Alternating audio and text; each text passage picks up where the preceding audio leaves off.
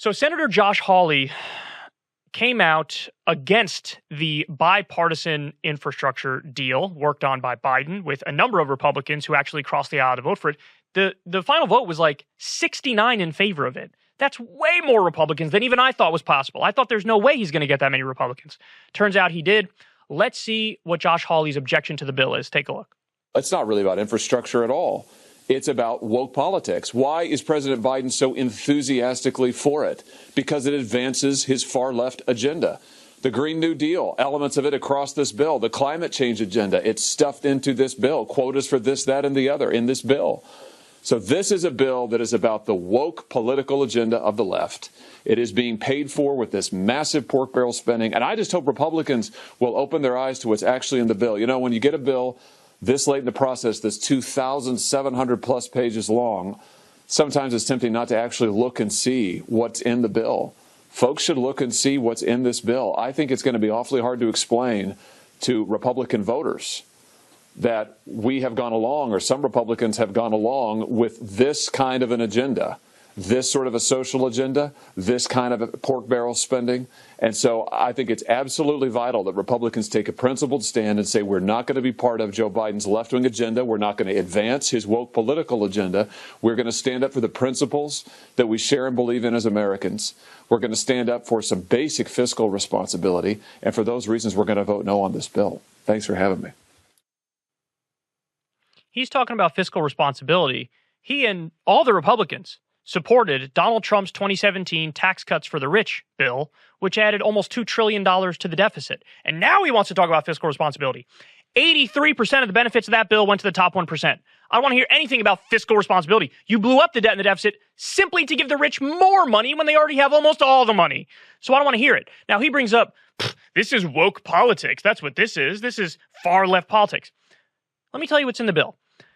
$110 billion for roads and bridges, $73 billion for electric grid and power infrastructure, $66 billion for passenger and freight trail, $65 billion for broadband investments, that's internet for all, $55 billion for water systems and infrastructure, $50 billion for Western water storage, $39 billion for public transit, $25 billion for airports, $21 billion for environmental remediation projects, $17 billion for ports and waterways, $15 billion for electric vehicles, $11 billion for road safety.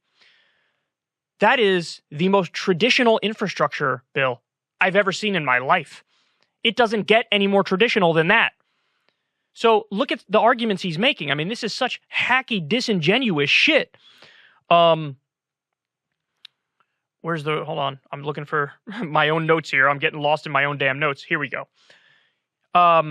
He says it's woke politics. Woke politics is like banning speakers from college campuses or joke policing. This has nothing to do with woke. You can't just say the word woke and immediately win an argument. That's not the way the world works. This is woke. This is cancel culture. It's a fucking infrastructure bill.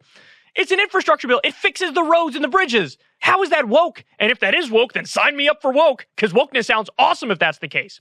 He's just using the conservative buzzwords to try to scare people to be against this bill, and he's hoping they don't read what's in the bill.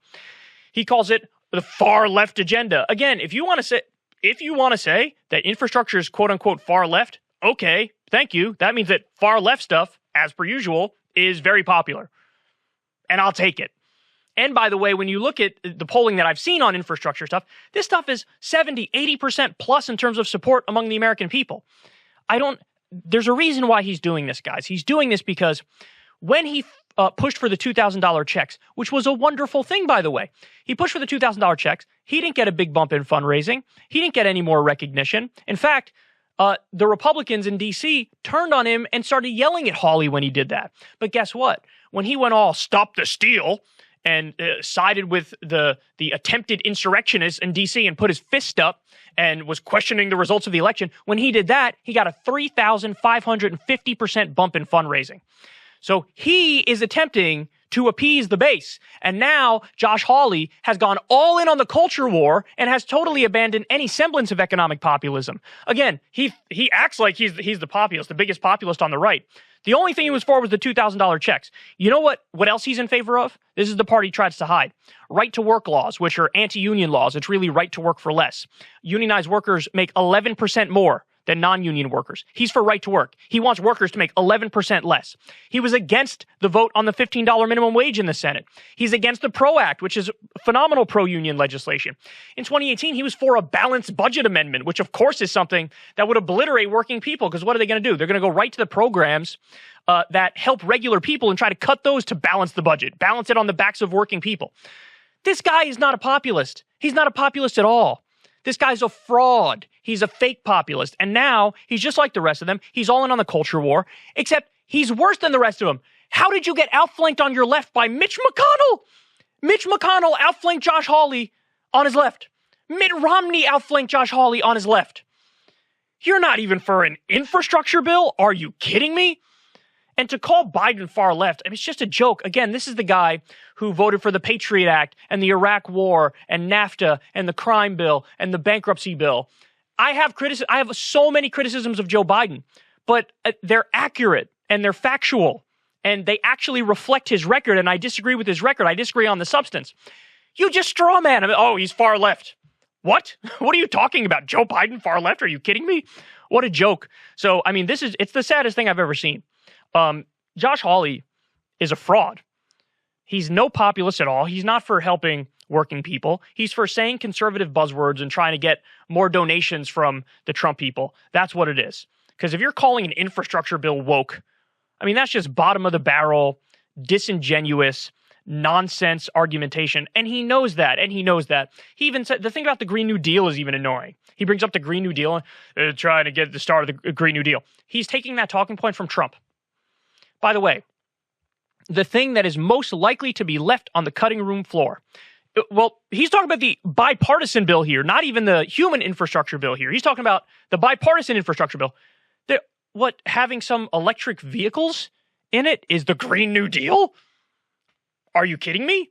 Trying to update our energy system? That's not the Green New Deal at all. What are you talking about? But even in the human infrastructure bill, the reconciliation package, which I think is an even better bill, even in that, Manchin's like, I'm going to try to cut out all the climate stuff. This isn't remotely like the Green New Deal. So again, they're just trying to use the buzzwords to freak out conservatives, and they're banking on conservatives not reading what's in the bill. I challenge anybody who fancies themselves in the right-wing base. I dare you to read what's in the bill. I just went through the bill for you. And then if you can walk away from that saying, this is terrible, this is woke, this is far left, this is whatever, you're just a hack. You're just a partisan hack. That's all it is. That's all it is. If Donald Trump had negotiated this deal, every single one of these assholes would be for it. Every single one of them. But since it's Biden, no. Now, by the way, I'll bring this up one more time because I think it's important.